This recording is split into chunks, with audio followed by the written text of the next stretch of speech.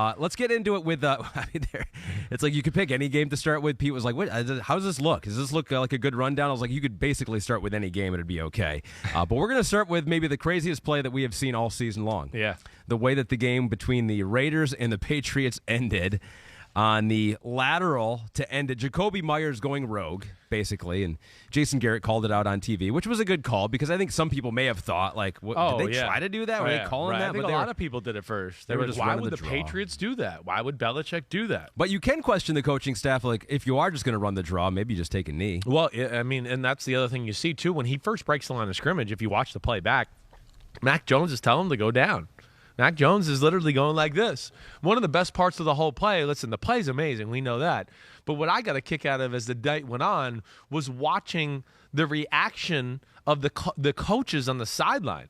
Watching Matt Patricia and Joe Judge as they see him about to, but they lateraled it and they're telling him to go down. And then their hands are out and like they're yelling like they must be, go down. No! Like, I mean, it's out of a movie. You couldn't have written that script. That's where like the sports are crazy. It's real life drama. Chandler Jones of all people is the guy that picks it off. So that's funny to me. That's funny to me because yes, he's got the connections to the Patriots for sure. Right. But you know what's most funny to me about that is that Chandler Jones almost makes the tackle of Ramondre Stevenson at the line of scrimmage a yard later. Yeah, right. And then after he misses the tackle, he gets driven into the ground by Micah Wainu. And then Chandler Jones. This is the funniest part of the play to me. He's just standing there, right? He just gives up. Yeah. He basically gives up on the play. They're going to go down, and we'll chalk it up to overtime. He doesn't move another yard. He's not running down. He just gives up on the play. Right. No, like absolutely no hustle whatsoever. Yeah. And then happens to be in the perfect spot when Jacoby Myers goes rogue with a long lateral. It was one of those moments that, as I was, you're watching other games, he breaks through the line of scrimmage, and you're like, oh, okay, whatever. But you see the clock's down to 2 and 1, and you're like, it's over. And then you're going, whoa. I just remember going, whoa, why is he throwing it back like that? It's a tie game. Like, it's risky. And then it was like you saw came into picture. You were like, oh, my gosh, like Chandler Jones is sitting right there.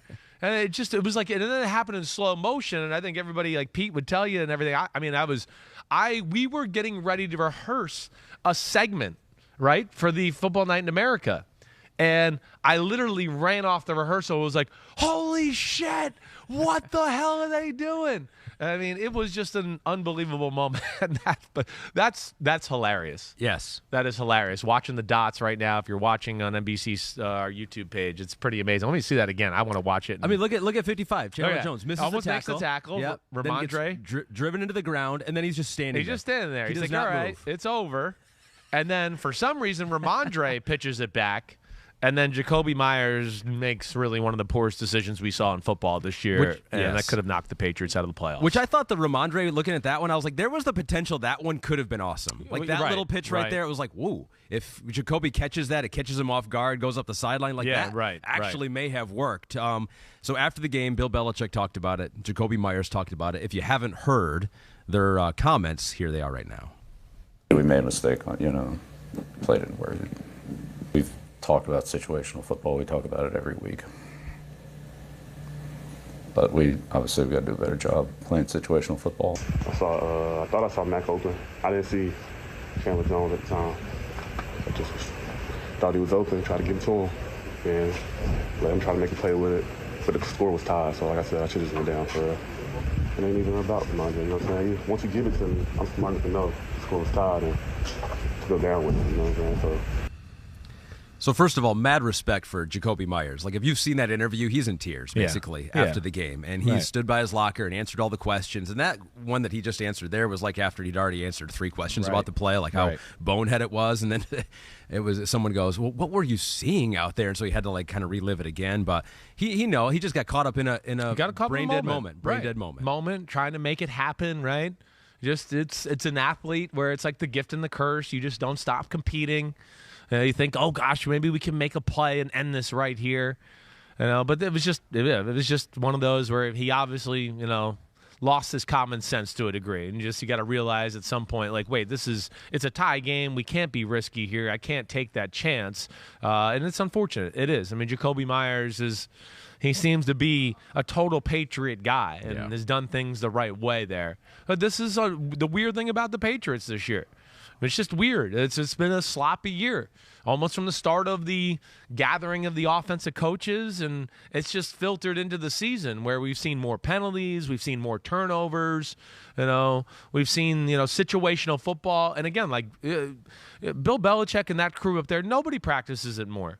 But sometimes you get a team that's young and just doesn't take the message the same way, right? Like a 2010 Patriots team that just barely got in the playoffs and then got blown out. Those are years where it just for whatever reason, coaching, guys in the locker room, there's some injuries, whatever else, where guys don't take to all of it. And, they've messed some stuff up. I mean, that game itself was just a weird Patriot game once again, right? They did a pretty good job of crawling back into that game, right? Right. Raiders took the early lead. Raiders did some dumb shit, Exactly. Right, yeah. So they would have won this game too, perhaps, right, if a call would have gone their way at the end of the game. What do you make of that? The Keelan Cole game-winning touchdown. They called it a touchdown on the field. Mm-hmm. Replay looked like, they looked at it for a long time. Yeah. Looked like his toe has touching the line. I haven't seen anything that doesn't say it doesn't, but I guess they feel like it wasn't, clear and obvious enough. And I don't. That was one that was definitely a little confusing to me. That was a head scratcher. I thought for sure. I mean, I was saying if that's not clear and obvious, and I don't know what is. I mean, I thought you could clearly see his foot on the line, right? And I don't know. The thing that here's a great picture, and we got this from L.E. Bascal, right? I would guess that we're going to get some more pictures of this as the week goes on because there's our cameramen in that corner, and I would think they're going to develop some of these pictures, start to release them. Here's the one thing that jumps out to me that makes it hard. His black trim on his cleats, it does make it look like it's still in the end zone there. His cleat, to me, does look like it's clearly on the white. But that black trim around the edge blends in very nicely with the Raiders' end zone background, which is all black. I don't know. But I was surprised, too, in that moment that call was stood on the field, right? Yeah. That was a little surprise. And you know me, I've always said, if it's a really good highlight and a great moment, let it stand. Yeah. If you're not 100% sure, let it stand. It's a pretty cool play.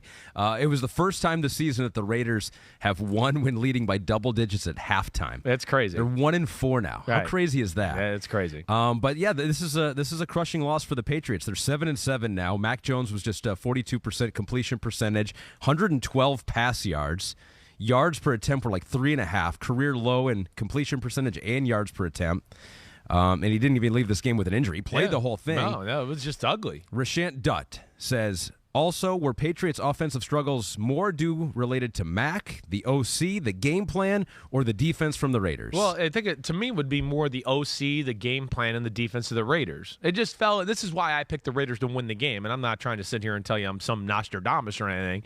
But one thing jumped out to me was, wait, there's not a great disparity in talent, and then what the Patriots' offense right now is like Josh McDaniels' offense that he puts in on the first week of training camp. So he's like, wait, I know these plays. I know these rules. Patrick Graham, my defensive coordinator, you know this. This is what we used to do the first 2 weeks of training camp. We should have a plan to stop this. That's the problem with New England.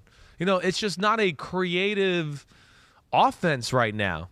It's not. And, Mac Jones it's limited in what he can do. As we discussed a little last week, he's a guy that, you don't draft him and go, wait, he'll just make plays and then we'll figure it out around him. He's a guy that a Josh McDaniels or a Kyle Shanahan likes coming out in the draft because they go, if I just tell him what to do and I have a zillion plays, he'll run them all the right way and he'll make all the throws. He's the guy that, like we talk about sometimes with Brady, he could take more advantage of more.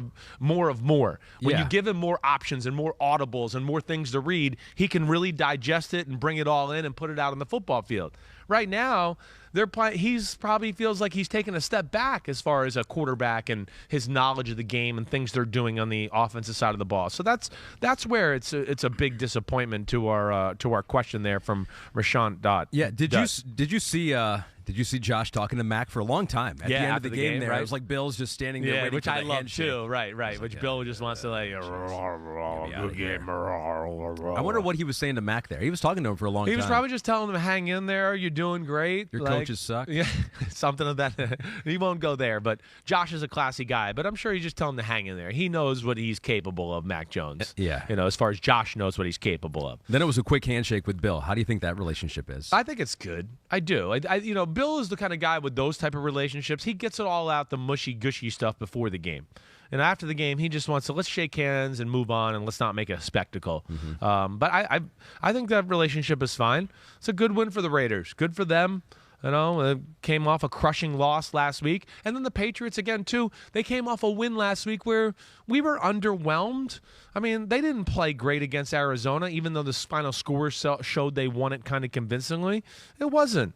I mean, they should have been down 16-7 late in the first half. The Patriots they're just not a real good team, and I kind of would be shocked to see if they got in the playoffs at this point. Hi, I'm Mike Tirico, and thanks for watching.